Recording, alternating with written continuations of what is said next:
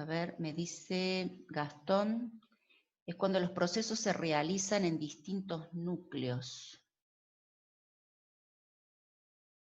Y lo emite como una pregunta.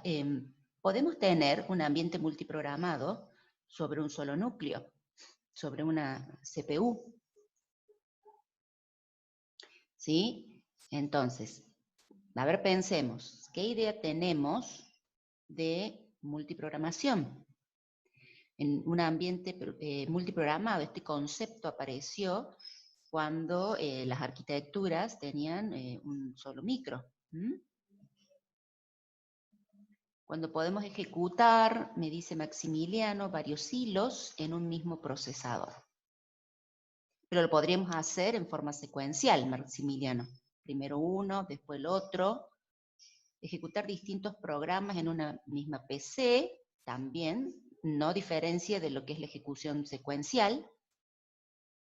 En forma paralela, me dice Maximiliano. Bien, si tenés un solo microprocesador, ¿habría un paralelismo real? ¿O cómo sería?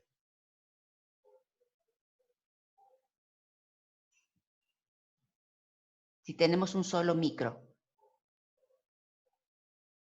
Cuando tenemos más de un micro, decimos que se van a ejecutar los procesos o los hilos en paralelo. Genaro me dice en un pseudo paralelismo. Bien. ¿De qué se trata este pseudo paralelismo?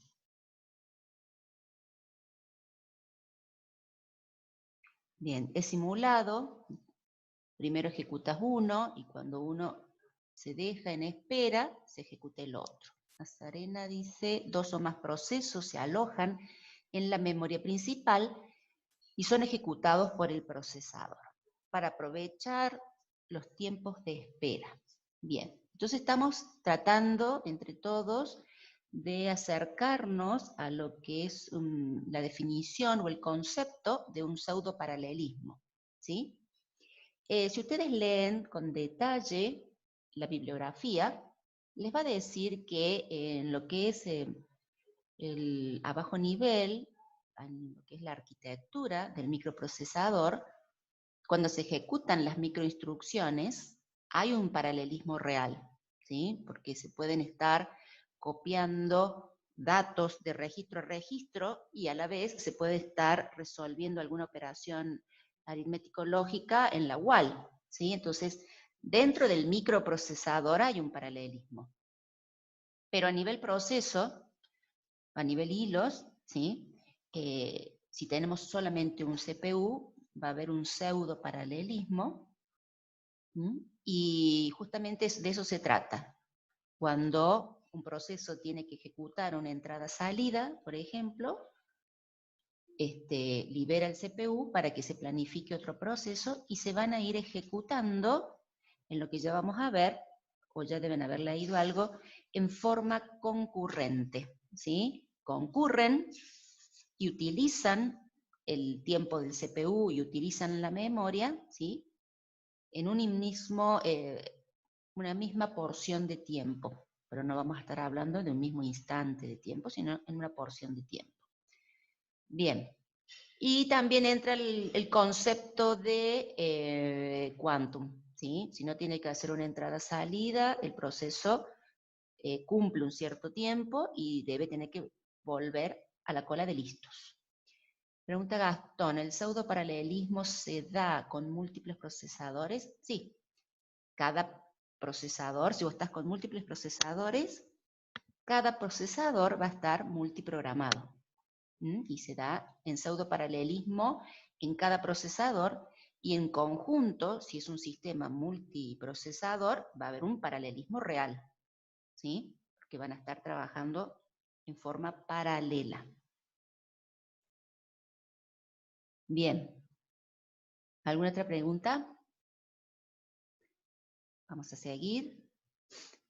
Y bueno, esto es lo que vamos a ver hoy. Vamos a hablar un poquito sobre, fíjense aquí aparece el primer concepto que mencionamos recién, procesos concurrentes, multiprogramación, multiprocesamiento, como para recordar. Todos estos conceptos ya lo vimos, ¿sí? Multiprogramación, vimos multiprocesamiento, y bueno, estamos hablando de concurrencia. Bien. Los sistemas operativos que manejan estos conceptos y los implementan, tienen un diseño un poco complejo, porque tienen que tener en cuenta al diseñar los sistemas operativos los distintos problemas que pueden surgir de compartir recursos. Recursos como la memoria, principalmente, memoria compartida. En todos los sistemas, ya sea con un solo microprocesador o más, ¿sí? En multiprocesamiento, van a compartir memoria, ¿sí? Los procesos, y por lo tanto eso puede generar distintos problemas como la pérdida de archivos o la pérdida de datos o bloqueos de procesos que no puedan terminar de ejecutarse, ¿sí? Todos esos problemas van a estar bajo el título de condiciones de competencia. ¿Por qué se llaman así? Porque los procesos compiten. Los puede llamar, Tannenbaum los llama condiciones de carrera. Los procesos compiten por el uso de los recursos, ya sea acceder a una variable del sistema, acceder a un buffer o a otra porción de memoria. Entonces, los procesos compiten. Y en esa competencia pueden presentarse, como les decía, algunos problemas. Y todo eso hay que tenerlo en cuenta en el momento de diseñar los sistemas operativos. Entonces hoy vamos a ver algunas soluciones que se plantearon, ya algunas hace 40 años, 50 años, que se vienen planteando. Algunos sistemas operativos implementan una u otra solución, otras varias, o toman como base algunas de estas soluciones que vamos a analizar hoy y con alguna pequeña modificación las implementan. Cada una de estas soluciones, para evitar las condiciones estas de competencia y la pérdida de datos, por ejemplo, tienen sus ventajas y desventajas. ¿Bien? Ya lo vamos a ver bien, no todas. Ustedes van a tener como tarea leer el libro. Todo este tema se preparó del libro de Tannenbaum, tercera edición, ¿sí? Capítulo 2, a partir de la página 117 hasta la 144. Eso está indicado acá en las filminas. Como les decía, no voy a tratar todas las soluciones, las alternativas de solución, las van a leer ustedes. Sí vamos a plantear el tema en general. Y bueno, vamos a tener el próximo viernes, que es el último, para las consultas. Y después, bueno, cuando retomemos las clases, vamos a seguir hablando de este tema para que ustedes puedan evacuar las dudas y ya prepararse para la evaluación, ¿no es cierto?, para el parcial. Entonces, ¿qué es lo más importante? A pesar de que sé que van a tener que estar rindiendo otras materias, y sí es importante que, bueno, cuando comencemos en esa primera semana, ustedes empiecen ya a estudiar. Así pueden hacer consultas mediante este medio y, bueno, trataremos de evacuarla lo mejor posible.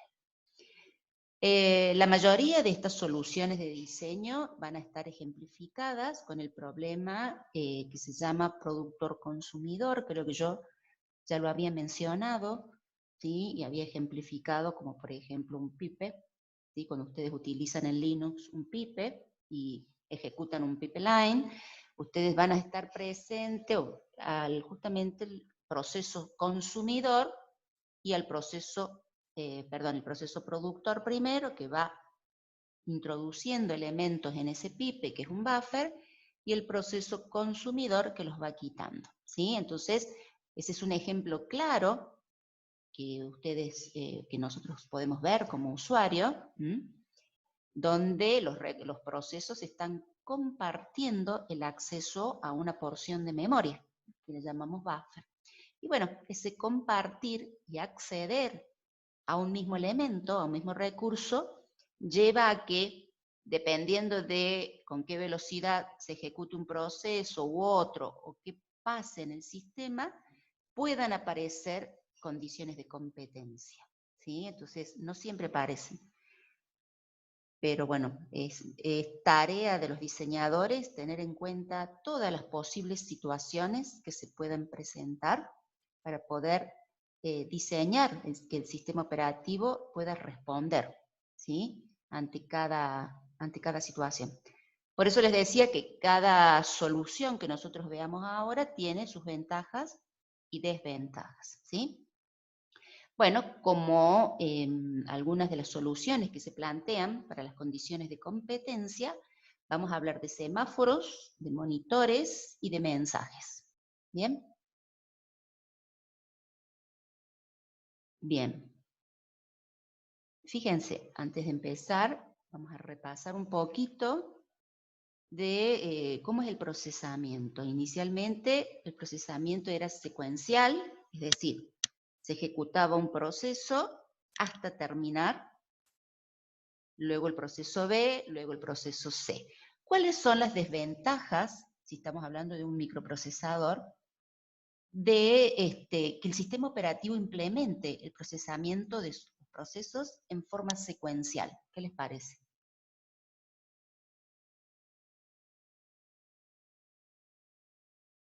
¿Qué se les ocurre primero?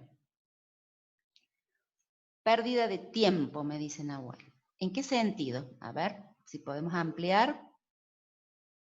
Bien, tiempo del procesador. ¿Cómo podría desperdiciarse?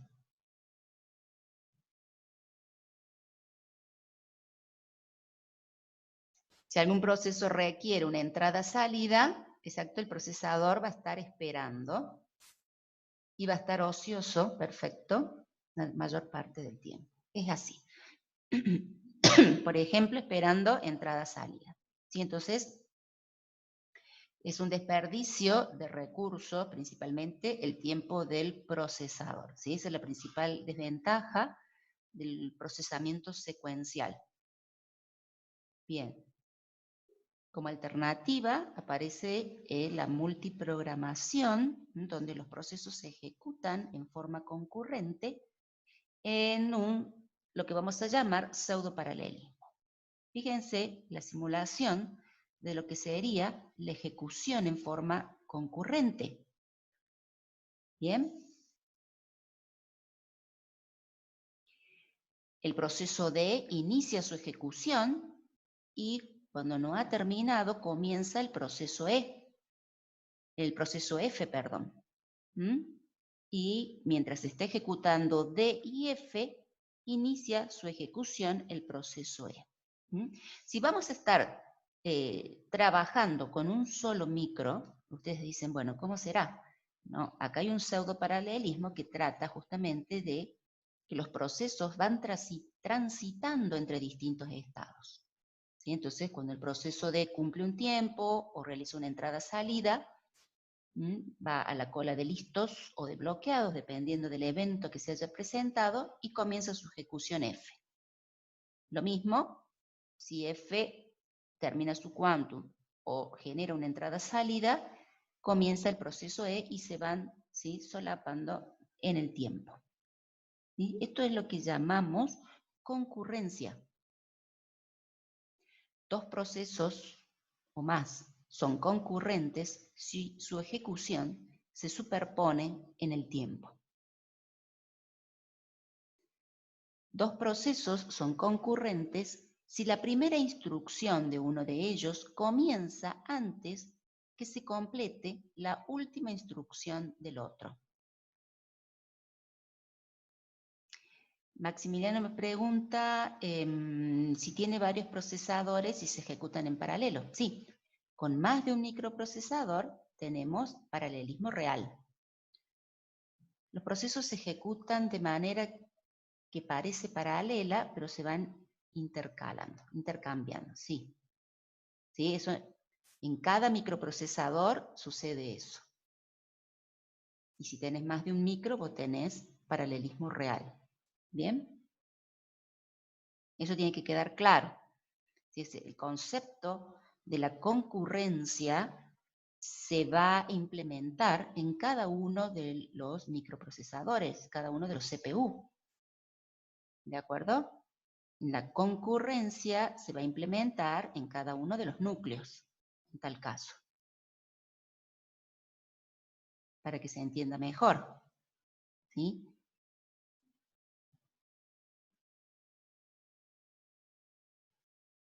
Sí.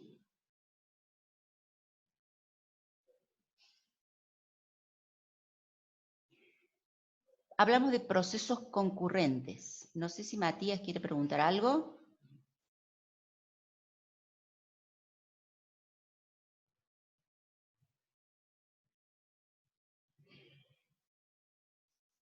Fíjense que procesos disjuntos o no interactuantes son procesos concurrentes que operan sobre conjuntos de variables disjuntas.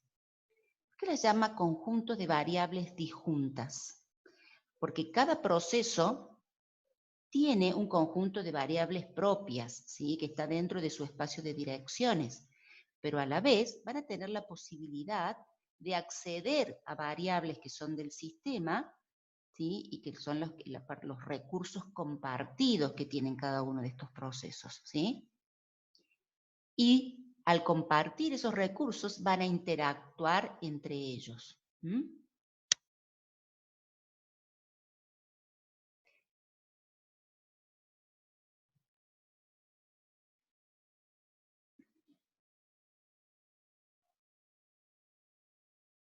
Matías pregunta, el paralelismo real, ¿sería más efectivo o se limitaría por el sistema operativo?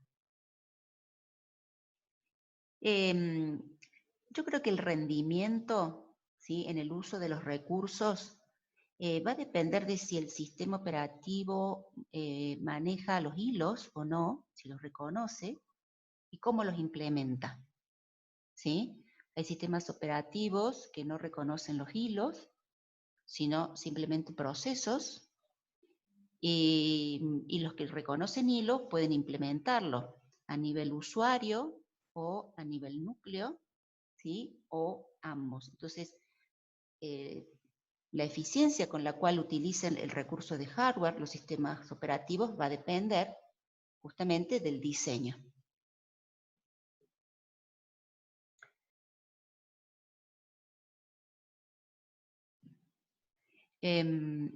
Dice, claro, podría reconocerlo como un único procesador. El sistema operativo va a detectar el hardware. Si vos tenés más de un núcleo, lo va a detectar. Los sistemas operativos actuales van a detectar si están trabajando con un núcleo o no. El tema es si lo van a implementar a la ejecución del proceso como un único proceso o como hilos. Y la eficiencia va a estar en que en los hilos, si recuerdan, la ventaja es en cuanto a la velocidad al crear un hilo, cuando muere, y cómo comparten información los hilos. ¿Sí? Si los hilos de un mismo proceso comparten la información a través de mensajes. Y no hace falta que ellos cambien de modo, ¿sí? No hace falta que pasen de modo núcleo a modo usuario, o viceversa. Y todo eso optimiza justamente la eficiencia con la cual pueda ejecutarse el sistema operativo. No sé si respondo con eso. Bien. Como les decía, estos procesos, ¿sí? Que inicialmente puedan ser disjuntos, pueden acceder a variables comunes para solamente leerlas, ¿sí? Entonces, ¿qué pasa? No están interactuando entre ellos, por eso se los llama disjuntos, porque a pesar de que acceden a recursos en común, no los modifican. Y si no los modifican, no hay una comunicación entre ellos. Entonces los llamamos disjuntos o no interactuantes.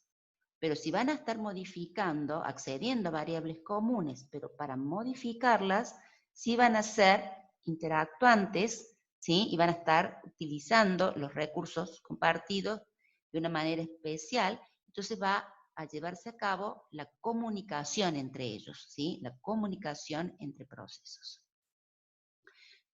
Los procesos interactuantes son procesos dependientes del tiempo. La ejecución de un proceso depende del otro, ¿sí? Esto es importante cuando ustedes lean la bibliografía, van a ver que el autor, Tandemau en este caso, siempre hace referencia a que nada es seguro. O sea, a pesar de que ellos presentan una solución en el diseño, todo va a depender de los tiempos de ejecución de los procesos. Puede haber procesos más rápidos que otros, ¿sí? Puede haber situaciones externas que modifiquen la ejecución del proceso y eso haga que la solución que se está planteando funcione o no, ¿sí? Entonces los procesos son dependientes del tiempo cuando son interactuantes, ¿sí? Y si un proceso va a acceder a un recurso para modificarlo, ¿sí? Va a estar modificando o, ¿cómo se dice? No modificando, sino, no encuentro la palabra correcta, influenciando, ¿sí? En la ejecución del otro proceso que también espera, ¿sí? Para poder acceder a ese recurso compartido y modificarlo. Fíjense cómo cambia ya el modelo de los procesos interactuantes. Es aquí donde se lleva a cabo, en este modelo, la comunicación de procesos. Entonces, entre procesos concurrentes e interactuantes, porque pueden concurrir, tener una ejecución multiprogramada en el tiempo, pero a pesar de acceder a recursos compartidos, solamente lo leen, utilizan su contenido, pero no lo modifican. Ahí no hay problema. Los problemas aparecen cuando estos procesos que son interactuantes deben compartir recursos y los modifican, ¿sí? Esto es lo que vamos a llamar comunicación de procesos. Y hay tres cuestiones que aquí hay que tener en cuenta. ¿Cómo puede un proceso pasar información a otro? ¿Sí? Tenemos que ver también que dos o más procesos no se interpongan entre sí, es decir, que uno no pise los datos del otro, que uno no bloquee a otro, ¿sí? En forma indefinida, por ejemplo. Y hay que tratar de que el acceso a los recursos compartidos sea de una forma apropiada, con una secuencia de pasos correctos, ¿sí? Cuando los procesos son dependientes uno de otro, porque bueno, es ahí donde aparecen los problemas, incluso a que un proceso en particular pueda morir de inanición, que se dice cuando espera por un recurso en forma indefinida. ¿De acuerdo? ¿Sí? Bien.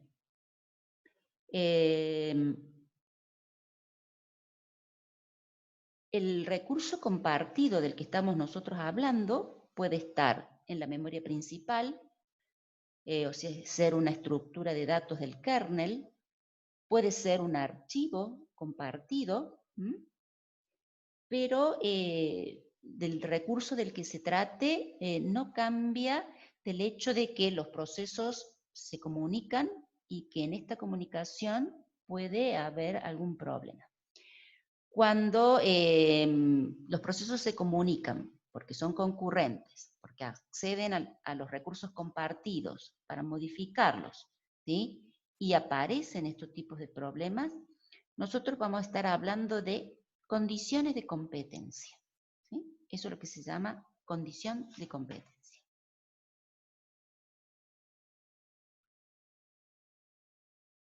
Fíjense, acá tenemos un ejemplo de cómo los procesos comparten, como yo les decía recién, un pipe, es un buffer. Tenemos el proceso ls-l, que va a listar el contenido del directorio. ¿Y dónde va a depositar la salida? En un buffer, que es una memoria. Los pipes generalmente son buffers sin nombre, ¿sí? LS va a ir colocando datos en ese buffer, que no es ilimitado, llega un momento en que se llena. Pero también el proceso grep, fíjense, va a ir tomando datos de ese buffer. ¿Y qué va a hacer? Va a hacer un filtro de los datos que lea del buffer de acuerdo al patrón de búsqueda que es el nombre de un archivo. ¿Y qué va a hacer? Va a mostrar ciertas líneas, las líneas en las cuales haya encontrado ese patrón o esa cadena que busca. De las líneas que filtre grep, las va a guardar en otro buffer.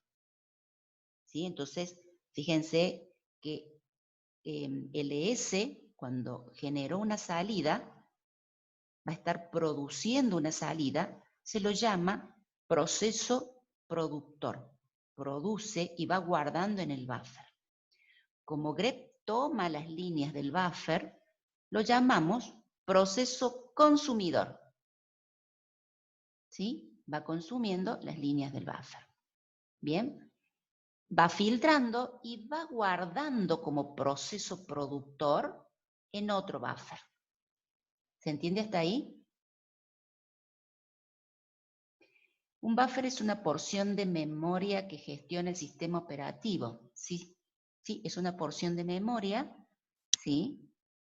Que ya está definida la porción de memoria que va a ser utilizada como buffer y se van a crear, se van a definir distintos rangos de memoria, algunos con nombre y otros sin nombre. Me pregunta qué está haciendo los signos de pregunta. El signo de pregunta reemplaza a cualquier carácter que va en esa posición. ¿De acuerdo? Entonces pueden usar también el punto. ¿Sí? No, yo creo que en el práctico ustedes lo han visto como punto. El punto reemplaza en lo que es una expresión regular a cualquier carácter que esté en esa posición. En la línea del shell, por ejemplo, de DOS, pueden usar el signo de admiración. ¿Sí? Como expresión regular de grep puede ir el punto. Dependerá del shell, que es lo que reconoce. ¿Sí? Pero el shell bash, el SS, el SH, perdón, que ustedes están utilizando, les va a reconocer el punto. Después lo prueban. Cualquier carácter, o sea, la cadena es arch, con 2 caracteres más, cualquiera. ¿Sí? Todo eso lo filtra. Y como proceso productor, el comando grep va guardando líneas de salida en el buffer, en el pipe. El proceso consumidor, WC-L, toma esas salidas, las lee del buffer y cuenta cuántas líneas o elementos tiene el buffer y muestra un número. ¿Sí? Entonces, este es un ejemplo claro de comunicación de procesos. ¿Sí? El comando ls y grep tienen acceso compartido al primer buffer. Y el comando grep y wc tienen acceso compartido al segundo buffer. ¿Sí? En esta concurrencia hacia un mismo recurso es donde se van a presentar las condiciones de competencia. ¿Bien? En una condición de competencia, dependiendo de la velocidad en la que se ejecuta uno u otro proceso, o dependiendo de cómo se están ejecutando, en qué ambiente, si ha sucedido algo, es donde un proceso puede quedar bloqueado en forma indefinida, o un proceso puede borrar datos de otro proceso, ¿sí? Esos son los problemas que se pueden presentar. Esos problemas los llamamos condiciones de competencia. ¿Bien? ¿Alguna pregunta hasta aquí, chicos? Un proceso consumidor puede ser productor respecto a otro proceso. Sí, acá tenés un ejemplo, pero ¿por qué? Porque son 2 recursos compartidos, tenemos 2 buffers. En el primer pipe, el proceso productor es ls y el consumidor grep. En el segundo pipe, que es otro buffer, el proceso productor es grep y el consumidor es wc-l. ¿Sí? Entonces, sobre un recurso tenés un productor y un consumidor, o podés tener dos productores y un consumidor o dos consumidores en un ambiente de multiprocesamiento. Pero el análisis lo hacemos sobre un recurso con un proceso productor y un proceso consumidor. Sí hay ejemplos de procesos, varios procesos productores que guardan en un buffer y varios consumidores, por supuesto. Pero todo se va complicando. Entonces, analizamos primero lo simple, ¿de acuerdo? Bien. Vamos a trabajar aquí para tratar de ejemplificar, fíjense, lo que es la multiprogramación, que empezamos hablando de esto al comienzo de la clase. Procesos que se van ejecutando en el tiempo en un pseudo paralelismo. Fíjense, abajo tenemos los tiempos medidos en milisegundos, los procesos A, B, C y D, que bueno, que para lo que es en la vista del usuario, estos procesos se están ejecutando todos juntos, pero se están solapando o multiplexando en el tiempo. Tenemos el proceso amarillo, que es A, que se ejecuta los 10 primeros milisegundos, después del 30 al 40, el B y el C, que están compartiendo el tiempo, ¿sí?, del procesado. Tenemos un ejemplo de lo que es la multiprogramación. ¿Cuántos procesos se están ejecutando en un instante de tiempo? En este caso, ¿cuántos procesos se están ejecutando en un instante de tiempo? 1. Así es.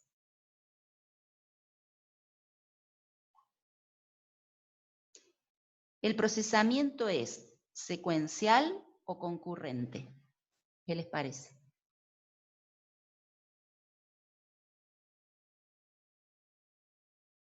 Concurrente. Bien. El procesamiento es concurrente. Fíjense ahora, modificamos la gráfica, el proceso B se ejecuta, ¿sí?, aquí desde los 20 a los 30 segundos, junto con el proceso C. Tengo el gris y el verde. Entre los 30 y 40 milisegundos, tengo el amarillo y el gris, es decir, el A y el B también ejecutándose, lo mismo que entre 50 y 60 milisegundos. ¿Qué pasó aquí?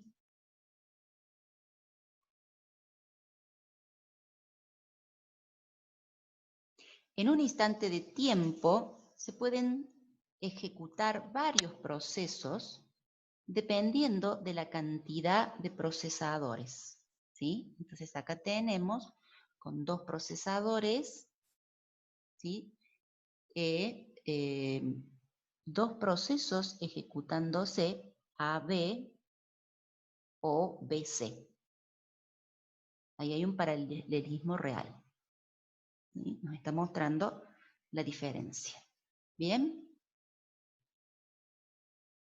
Bueno,